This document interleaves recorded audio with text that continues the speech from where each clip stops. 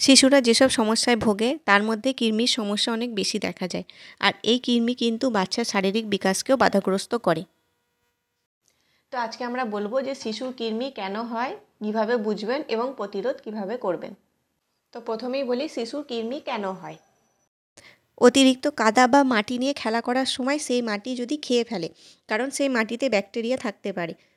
Next হচ্ছে বাজার থেকে আনা শাকসবজি ভালোভাবে যদি না ধুয়ে খাওয়া হয়, সেটাতেও কিন্তু কৃমি হতে পারে। তারপর যেটা বলি সেটা হচ্ছে দূষিত জল। এবার বলি শিশুর কৃমি হয়েছে কিভাবে তা বুঝবেন। বাচ্চার মল ত্যাগের সময় কৃমি বেরোবে, তারপর বাচ্চা খিদে পাবে, খাবে, কিন্তু বাচ্চার কোনো রকম ওজন বাড়বে না। তারপর বাচ্চা ঘুমের সময় দাঁত কিরমির করবে, পেটে প্রচণ্ড পরিমাণে ব্যথা হতে পারে, এবং বাচ্চা যে পটি করবে না সেটাও কিন্তু অতিরিক্ত দুর্গন্ধ হবে। এবার বলি প্রতিরোধ কিভাবে করবেন। প্রতিরোধ করা বলতে দেখুন হাইজিন মেনটেন করতে হবে, মানে বাচ্চাকে বেশি নোংরা জিনিস ঘাঁটাঘাঁটি করতে দেবেন না। এমনকি বাচ্চা যে জলটা খাবে না সেটাও যেন প্রপার বয়েল হয়, মানে ভালোভাবে যেন ফোটানো থাকে, তবেই তাকে খাওয়াবেন। তারপর বাড়ির আরও যারা মেম্বার আছে তারাও যেন পরিষ্কার পরিচ্ছন্ন থাকে। বাইরে থেকে এসেই যেন হুটহাট করে বাচ্চাকে হাত না ধুয়ে যেন কোলে না নেয়।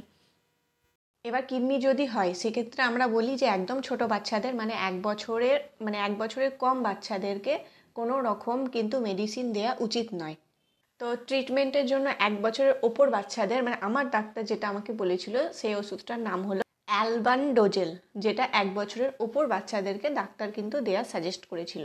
তো এটা খাওয়ার নিয়ম হলো ফার্স্ট ডোজ খাওয়ার কিন্তু 14 দিন পর আবার সেকেন্ড ডোজ খেতে হবে।